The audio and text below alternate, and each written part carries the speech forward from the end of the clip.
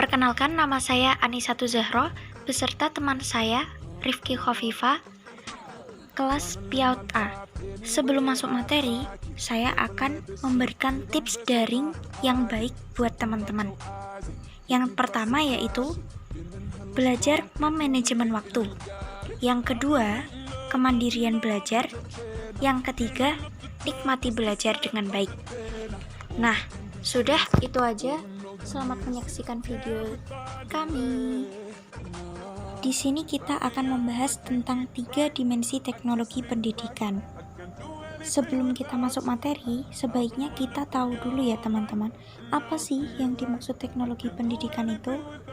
Nah, di sini dijelaskan bahwa teknologi pendidikan merupakan proses yang kompleks dan terpadu yang melibatkan orang, prosedur, ide, peralatan, dan organisasi untuk menganalisis masalah, mencari jalan pemecahan, melaksanakan, mengevaluasi, dan mengelola pemecahan masalah yang menyangkut semua aspek belajar manusia. Karakteristik 3 dimensi teknologi pendidikan.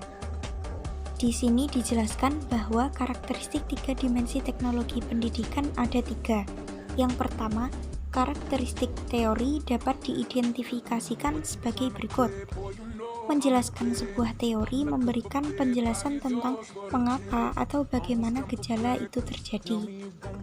Memberikan rangkuman tentang apa yang telah diketahui tentang hubungan antara sejumlah besar informasi yang empiris. Memberikan orientasi, menentukan dan mempertajam fakta-fakta yang akan diteliti, serta membedakan antara data yang relevan dengan data yang tidak relevan. Memberikan skema untuk mensistematiskan, mengklasifikasikan, dan menghubungkan segala gejala.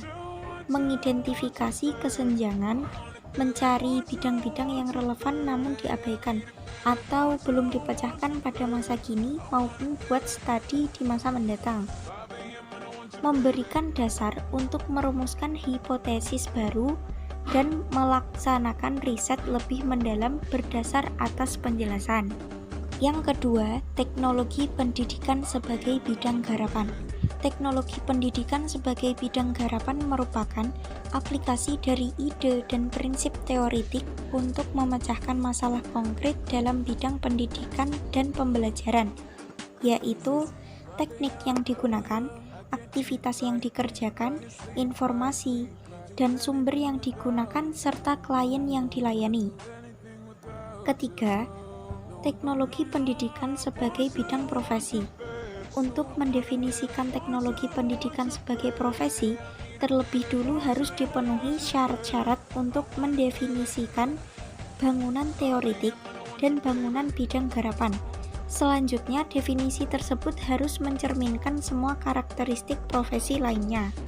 Poin B, korelasi 3 dimensi teknologi pendidikan. Hubungan antara teori dan praktek sangat berpengaruh dalam pengembangan pembelajaran.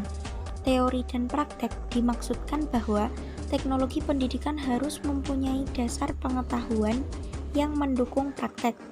Hubungan antara teori dan praktek sangat berpengaruh dalam pengembangan pembelajaran. Poin C, perbedaan 3 dimensi teknologi pendidikan. Kelompok media ini dapat berwujud sebagai benda asli baik hidup maupun mati, dan dapat pula berwujud sebagai tiruan yang mewakili aslinya. Penggunaan media 3 dimensi melalui benda nyata atau makhluk hidup dalam pengajaran bermanfaat dalam menampilkan benda-benda nyata tentang ukuran, suara, gerak-gerik, permukaan, bobot badan, bau, serta manfaatnya. Penggunaan benda nyata sebagai media dalam pembelajaran dapat memberikan pengalaman belajar secara langsung kepada peserta didik, yaitu melalui benda-benda real. Tak terasa ya, usai sudah materi yang kita bahas hari ini. Semoga bermanfaat. Semoga apa yang disampaikan tadi dapat menjadi awal menerjang badai kehidupan kita. Selalu jaga kesehatan. Goodbye.